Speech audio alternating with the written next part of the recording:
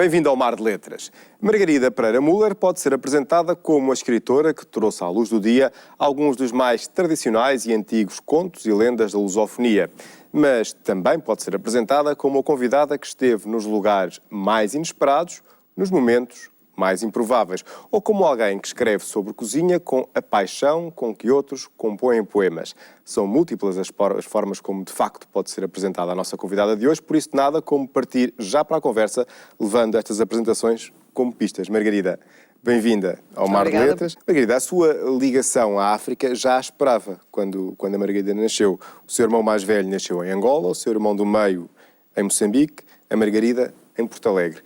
Invejava o local de nascimento dos seus irmãos? Não invejava, porque eu não sou invejosa, portanto não invejo nada. Aquela inveja saudável? Sim.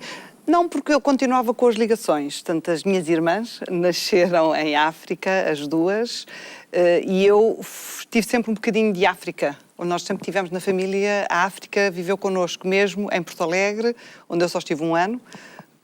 Depois fomos para a Leiria, a África acompanhou-nos sempre, e depois, mais tarde, quando o meu pai voltou à África, em que a família já não a acompanhou, mas mantínhamos sempre o contacto e as histórias de África.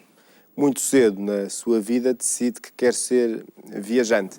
Na altura, ainda menina, pequenina, falava em ser hospedeira. Levavam-na a sério? Penso que não sei. Mas ser viajante, sim, sempre esteve no sangue. Temos que ver que a família era uma família de viajantes, andávamos com a casa às costas. A minha mãe foi jovenzinha para Angola, deixou Lisboa, deixou tudo e foi para Angola ter com o meu pai. E depois foi andando pelos vários sítios e eu penso que esse gene ficou nas três. Sei que essa ânsia de ver o mundo levava até a inventar palavras e línguas estrangeiras. Sim, eu falava muitas coisas que ninguém entendia e que dizia que estava a falar estrangeiro. Portanto, sempre também quis falar outras línguas e, por acaso, na minha vida, realizei esse sonho e fui aprendendo várias línguas que são muito úteis. Falar línguas estrangeiras é muito, muito útil para quando gostamos de viajar e queremos falar com as pessoas, interagir, saber as histórias delas, saber as cozinhas, saber o que fazem. Que viajar não é só andar a ver outros países e outras terras, mas falar com as pessoas, porque senão falta-nos a parte humana dos países.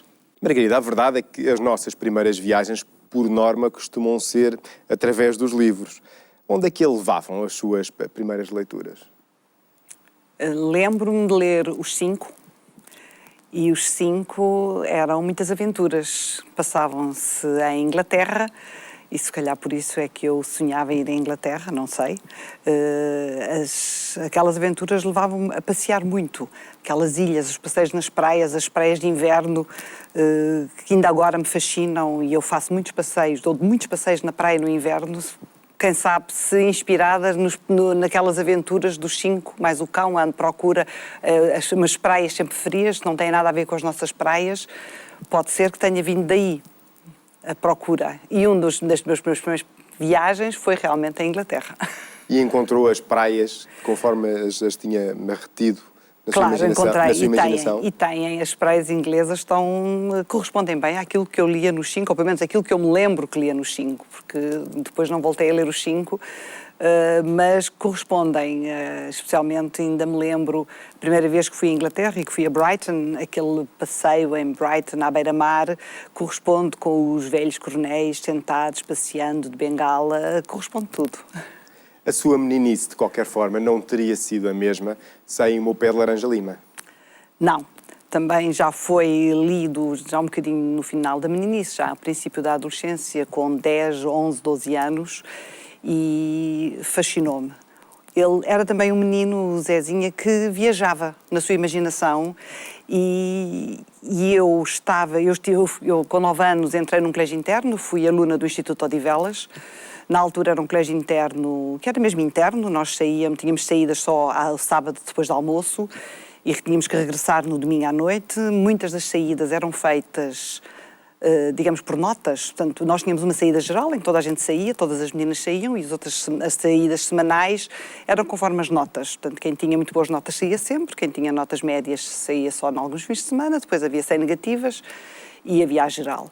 E vivendo num colégio interno, nós, que é muito bom, e o Instituto Odivelas é uma escola excelente, mas nós temos que nos adaptar e temos que arranjar o nosso espaço, porque é tudo comum, nós estamos 24 horas sobre 24 com as nossas colegas e há um momento em que nós temos que ter para nós, onde ter um cantinho num colégio interno não há cantinhos especiais, não há o nosso quartinho, agora já, no meu tempo não havia, em que nós nos possamos fechar e a isolar. E então era interior o meu isolamento em que eu imaginava histórias, qual Zezinho no seu pé de laranja lima a cavalgar. A Margarida lia tanto, mas tanto, que ganhou um concurso de leitura, porque era no 5º ano, no antigo primeiro ano, exatamente, sim. A menina que mais livros requisitava na biblioteca. E esta menina que tanto lia já pensava em escrever ou não? A minha mãe conta que eu andava sempre, quando íamos para qualquer sítio, eu pedia sempre um papel e um lápis e escrevia. Antes de saber escrever, escrevia, tal como falava as línguas estrangeiras. Estava a pensar nisso. Se calhar escrevia essas palavras. Se calhar escrevia, tanto escrevia, não sei o quê. E ando sempre, e sempre andei com um bloquinho e com um lápis, especialmente com lápis, gosto muito de escrever a lápis, ou com uma caneta quando não tenho lápis, desde sempre me acompanharam para escrever, porque eu sempre tive, digamos, toda a gente tem pensamentos, não é? Toda a gente pensa coisas, mas eu gostava de escrever aquilo que pensava. Portanto, escrevia sempre e andava sempre acompanhada. Nessa altura não escrevia só porque pensava e queria escrever. Não era registro. Não era, nunca pensei, quando nessa altura nunca pensei em escrever, em publicar livros, que entretanto aconteceu. Como tudo na vida vai acontecendo sem, no meu caso, não planeei, não trabalhei para chegar, trabalhei para onde cheguei, mas não com o objetivo. Aconteceu, foram sempre situações que aconteceram. Sem planear também, é aos 13 anos que pela primeira vez põe um pé em África. E logo uma estreia com 3 meses de férias em Moçambique. Era exatamente aquilo que tinha imaginado? Ou a realidade superou os seus sonhos?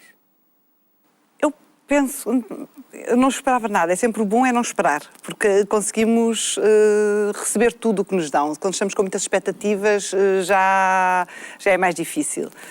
Portanto, foi uma grande aventura, porque eu fui sozinha num avião da Força Aérea, em que iam só soldados, portanto estávamos em plena guerra colonial, o meu pai era militar, estava a comandar um batalhão na altura em Vila Peri, por isso é que nós podíamos lá ir, porque era uma terra muito sossegada, onde não havia guerra, e foi a aventura do primeira vez que andei de avião, portanto do avião da Força Aérea, só soldados, havia uma outra menina que ia ter com o pai, portanto éramos 2 meninas, e um montão de soldados.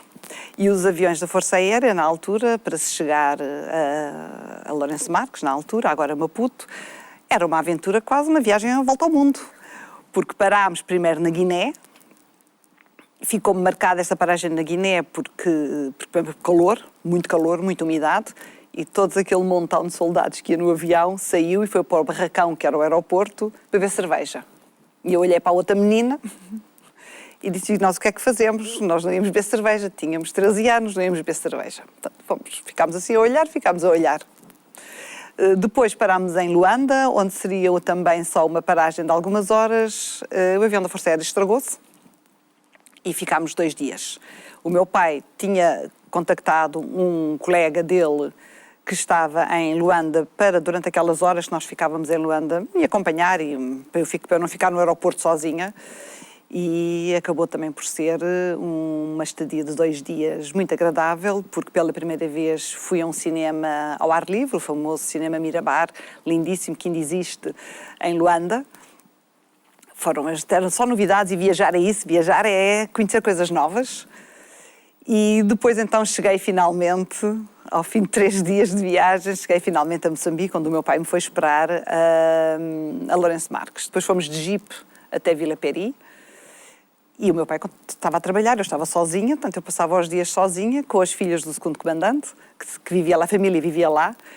E foi muito engraçado, porque o quartel ficava fora da povoação e eu ia a pé sozinha até à povoação, ia ver as pessoas, ia ver o que se passava.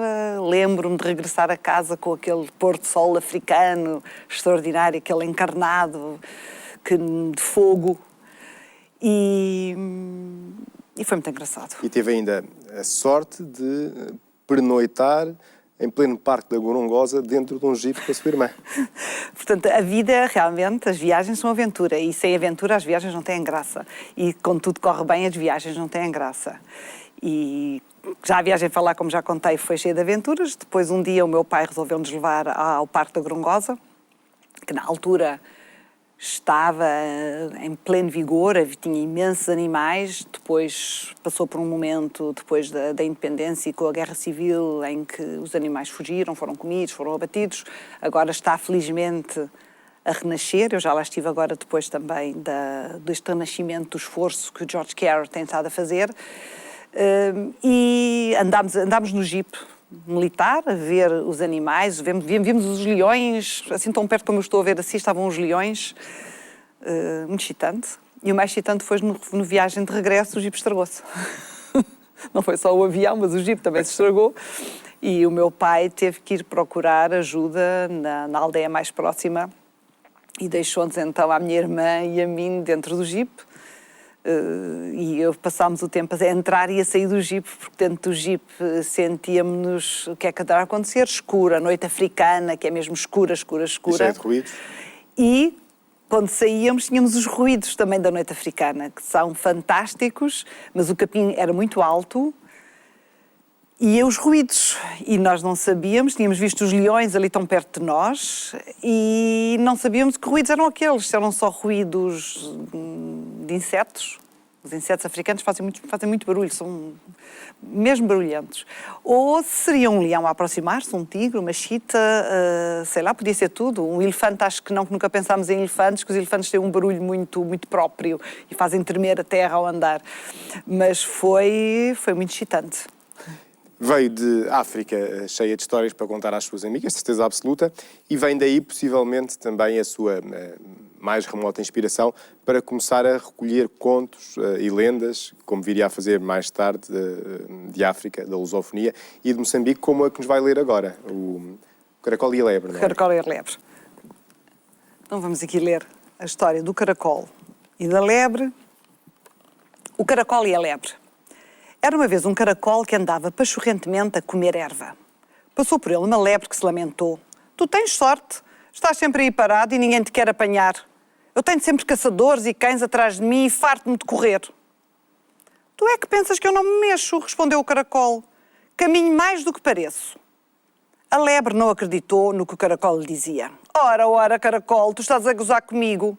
Diz-me lá quanto tempo levas daqui até aquela árvore acolá. Não seria assim tanto, respondeu-lhe o caracol. Se calhar pensas que consegues chegar antes de mim, zombou a lebre. Nunca se sabe, replicou tranquilamente o caracol. A lebre decidiu então fazer uma corrida com o caracol. Deixa-me só acabar de comer esta folhita verde, pediu o caracol. A lebre resolveu então deitar-se na erva fofa, esperando que o caracol começasse a corrida. Como estava muito cansada, adormeceu. Quando acordou, olhou para todos os lados e não viu o caracol. Correu em direção à árvore e, não tendo avistado o amigo, gritou em alto e bom som: Hi, caracol, ganhei a aposta, já cá estou. Ora, amiga lebre, respondeu o caracol do cimo da árvore. Eu cheguei antes e até subi ao topo da árvore. É que o caracol tinha-se escondido no rabo da lebre e ela, sem dar por isso, é que o transportou. É uma outra versão, mais bem disposta, da Lebre e a Tartaruga, na realidade. Nós temos que ver que os contos tradicionais repetem-se na sua essência por todo o mundo. Nós vamos encontrar contos muito idênticos na Europa, na África, na Ásia, na América, porque os contos tradicionais têm sempre uma vertente muito pedagógica. Querem ensinar aos mais novos. Normalmente os contos eram contados pelos mais velhos, aos mais novos, o que é a vida, o que é o bom e o mau, tantas diferenças de como a pessoa se deve comportar. E por isso encontramos digamos, o resumo das histórias são iguais. Depois tem a variação local, geográfica, em que um põe uma neve, outro põe umas árvores mais, umas palmeiras, outro põe água, outro põe montanhas, para dar que no fim que é o que se via. Mas quando nós queremos contar aos nossos filhos, até aqui, nós para explicarmos aos nossos filhos o que devem fazer e o que não devem fazer, o que devem comer e o que não devem comer, porque têm que aprender as crianças com o exemplo que nós damos, mas também por aquilo que lhes vamos contando, as diferenças do bem e do mal. E no fim, é igual em todo lado. O bem e o mal é igual em todo lado. A sua aventura com a escrita de contos, antes ainda da recolha, começa com o macaquito do narizito branco, que é um ternurento e inspirado conto com uma história especial. Esse livro foi o meu primeiro livro O meu primeiro livro, ponto. Foi o primeiro livro que publiquei e foi das histórias que eu ia contando primeiro à minha filha. A minha filha nasceu na Alemanha, nós morava na altura na Alemanha, e a minha preocupação foi sempre ter, quando tivesse filhos, ter os meus filhos a serem bilíngues verdadeiros, ou seja, que não misturassem línguas. Fiz muita investigação sobre o caso, tive 9 meses de tempo para pensar sobre o assunto. Não, fiz mesmo investigação junto da Universidade de Düsseldorf e de Frankfurt. Li muito e a conclusão que a maior parte dos peritos chegam e dos linguistas é que a melhor maneira das crianças serem verdadeiras bilíngues é fazendo a distinção do que eles chamam uma pessoa, uma língua. Ou seja, uma pessoa encarna uma língua. Ou seja, o pai fala só uma língua, a mãe fala só uma língua. E no nosso caso era fácil. O pai é alemão, portanto falou sempre só alemão com os filhos, e o meu era falar português. Só que estávamos num ambiente alemão. Eu, na altura, quando a minha filha mais velha nasceu, vivia em Frankfurt e não tinha contactos com a comunidade portuguesa. O que seria muito difícil, eu sozinha, fazer com que a minha filha ficasse com um vocabulário idêntico a uma criança portuguesa, viver num ambiente português. E também, segundo as investigações que fiz, o que ajuda muito é as leituras de contos de histórias, leituras. E então fui recolhendo, lembrando-me primeiro das histórias que a minha mãe me contava, que era uma ótima contadora de histórias, e que me contava as histórias africanas e portuguesas também, claro. E fui contando histórias. Depois, quando nasceu a segunda filha, continuei a ler histórias, então já tive que procurar também em livros mais histórias. E nasceu então o primeiro livro, que é bilingue, português-alemão, publicado em Frankfurt, com uma história de cada um dos países de língua portuguesa. O que, de certa forma, lhe deve ter aguçado o apetite para continuar dentro do ramo, por assim dizer, e para se abalançar em 2005 para os contos e lendas do mundo. Aqui abriu os horizontes a todos os países, ou a muitos países, mas a todos os continentes. A todos os continentes. Em 2005 eu já tinha viajado por muito lado. Felizmente encontrei um marido que é tão apaixonado por viagens quanto eu, e viajámos sempre com os nossos 3 filhos, por todo o mundo. Portanto, digamos que nós éramos um pequeno grupo de viagens, porque também ia a minha mãe sempre, enquanto pôde, a minha mãe viajou sempre, portanto éramos 6 pessoas, e viajámos por todo o mundo, por todos os continentes. E como eu disse ao início, o viajar não é só andar a passear, a ver museus, a ver monumentos, é também falar com as pessoas, como até a Sofia Melbreiner disse, viajar é também ficar sentada num café a ver as pessoas passarem e ver como são as pessoas daquele país, daquela região, daquela cidade, e falar com elas. E uma das coisas que gosto de fazer é perguntar histórias, porque às vezes há um rio que passa e o rio tem a sua história. Há lendas ligadas com o rio, há seres que eventualmente vivem nesse rio, e as pessoas locais sabem essas histórias, e se nós lhes perguntarmos, contam-nos histórias. E fui juntando histórias e pronto. E foi então de todo o mundo nasceu as histórias, as lendas e contos e lendas do mundo. Nós já ouvimos aqui um conto na voz da autora. Agora vamos ver como soou um outro na voz de Matamba Joaquim, um contador de histórias angolano. Ora,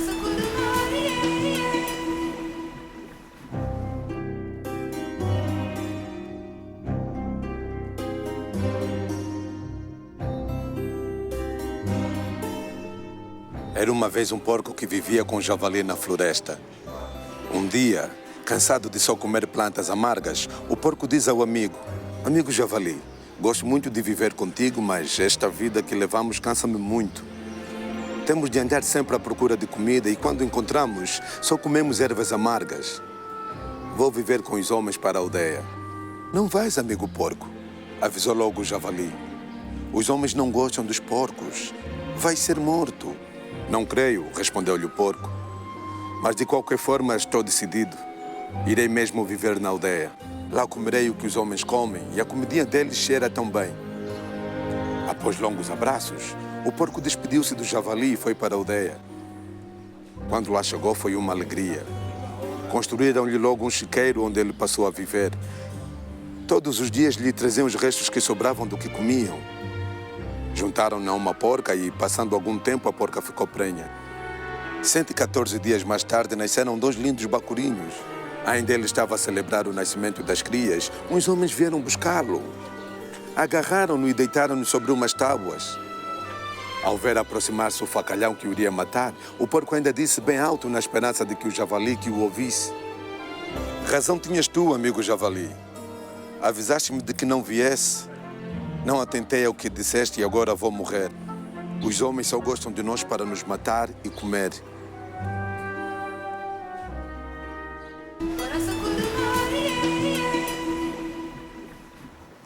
Margarida, em 2010, aos contos, junta as lendas. Por esta altura, a Margarida já seria a pessoa ideal para se perguntar se é mesmo verdade que quem conta um conto acrescenta um ponto? Já. E nós vemos nas histórias, por exemplo, africanas, o que fizeram os nossos missionários. Quando chegaram à África, começaram a fazer recolhas dos contos e das lendas e contavam-nos com a sua... Como nós todos contamos as histórias, com as nossas influências do nosso passado, da nossa cultura e como vemos o mundo.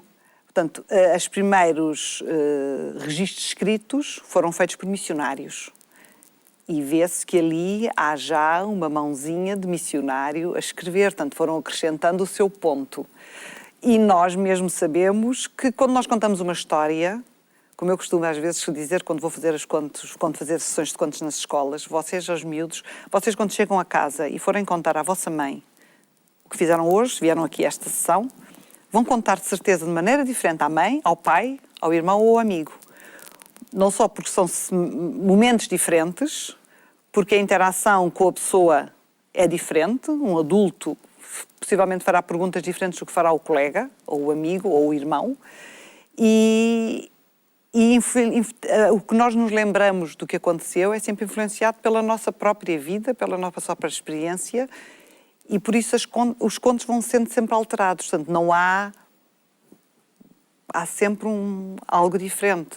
Por exemplo, nos contos de Angola, a versão dos contos populares de Angola, que foi ilustrado pela Helena Justino, foi a Helena Justino que me convidou para este projeto, foi ela que escolheu os contos e apresentou-me uma versão de um missionário canadiano que fez a recolha dos contos angolanos. E são contos, aí estamos novamente, com a versão, com a consciência e o sentimento de um missionário. Portanto, já temos aí a impressão digital, tanto cristão, ele era protestante, mas canadiano, ou seja, de uma cultura totalmente diferente da nossa e da africana, claro. E século XIX. Portanto, temos uns textos muito compactos e eu quis transformar os textos mais acessíveis. Portanto, eu gosto que a minha escrita seja uma escrita acessível, leve e que seja quase uma escrita oral. Por um lado será um grande desafio, mas não será muito difícil retirar a oralidade de um conto que provavelmente nos foi contado e que, portanto, foi ouvido e condená-lo ao silêncio de uma página? Por isso temos que o tornar o mais vivo e o mais perto da oralidade possível. E às vezes temos que usar diálogos, que, por exemplo, no caso do missionário, ele não usava diálogos nenhuns, não usou, portanto, eram textos mesmo muito compactos. Mas para tornar o texto mais vivo, temos que usar diálogos. Já estamos a dar aí o nosso ponto, que estamos a acrescentar ao conto. o conto é recolhido, é anestesiado enquanto é colocado no livro e depois volta à vida quando é lido em voz alta por um contador de histórias. Claro, claro. Podemos ver assim, podemos ver assim.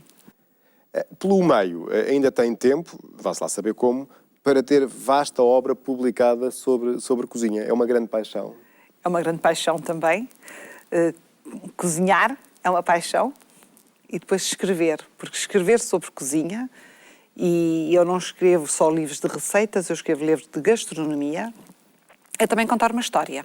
E nós contamos histórias, e os meus livros contam as histórias, também um pouco das receitas, um pouco do contexto em que elas surgiram, e é contar uma história. E tal como os contos, quem conta um conto acrescenta um ponto. As receitas não são clonadas. As receitas vão-se também adaptando aos tempos, vão-se adaptando às regiões, e uma receita tradicional portuguesa no século XVIII era bastante diferente do que ela é agora. Eu escrevi um livro sobre as receitas da Serafina, que é também uma história, a Serafina, que deu origem ao bairro da Serafina em Lisboa, uma senhora que terá tido uma casa de pasto e que alimentou, que nós sabemos que alimentou física e também espiritualmente, e não só de alimento para a boca, mas para o corpo também, os operários que construíram o grande arco do Val de Alcântara, do nosso aqueduto de Lisboa. E essas histórias, tanto não há registro escrito. Eu tive que fazer investigação de como é que era a alimentação popular, porque sobre a alimentação real e da corte há muita coisa escrita, mas a alimentação popular quase sempre fica perdida nos registros escritos, portanto tive que procurar registros, muito da literatura de cordel que aparece sempre registros sobre o que é que se comia. E os nossos visitantes estrangeiros que passaram por Lisboa para sabermos o que é que se poderia ter comido. E vemos que, até comparando com livros então, de receitas da corte, que se formos fazer as receitas como eram na altura, eram intragáveis atualmente, muitas delas. Porque primeiro tinham um excesso na população rica, excesso de especiarias, porque era a mostrar a sua riqueza, era usar muitas especiarias. Excesso de açúcar, que ainda temos um bocadinho nas notas, isso ficou, mas muito menos do que era antigamente. E nas classes mais populares era um excesso de gordura. E tudo isso tem que ser depois adaptado. Portanto, não há nada clonado. Os contos não há contos clonados e não há receitas clonadas. Margarida, a nossa conversa está ótima, só que estamos a chegar ao final do tempo destinado para este programa. Margarida, traz-nos uma sugestão de leitura. Trago a sugestão de leitura da Glória de Santana, uma escritora portuguesa que viveu largos anos em Moçambique. Viveu essencialmente em Portamela, agora Pemba, e tenho em comum com ela termos sido ambas alunas do Instituto Odivelas. Ela e a irmã foram alunas desta grande escola que existe perto de Lisboa, em Odivelas, e mudou-se muito jovem com o marido e com a família para Moçambique e tornou-se moçambicana de alma. Portanto, ela gosta de escrever, ou gostava de escrever, infelizmente morreu há 2 ou 3 anos, sobre lugares e situações onde ela foi feliz. E ela foi feliz em Moçambique, foi muito feliz em Moçambique e foi quase sempre que escreve sobre Moçambique. Felizmente ficou um legado dela, não só nos vários livros que ela escreveu, aqui eu trouxe este só como um mero exemplo, mas os filhos criaram o Prémio Glória de Santana, que todos os anos é atribuído a um escritor português. Este ano foi, há coisa de 2, 3 semanas, atribuído a Gisela Ramos Rosa. Muito bem, Margarida, muito obrigado por ter vindo ao Mar de Letras e muito obrigado por nos ter deixado esta sugestão de leitura. Ficamos atentos e despertos, com a imensa curiosidade de conhecer grande parte do património que recolhe em contos e lendas e, sobretudo, dada esta parte final da nossa conversa, essas receitas que têm tanto da nossa história também nelas. Margarida, muito obrigado. Muito obrigada. Assim terminamos mais uma emissão do Mar de Letras. Foi bom contar com a sua companhia, que não dispensaremos no nosso próximo programa. Eu despeço-me. Até lá.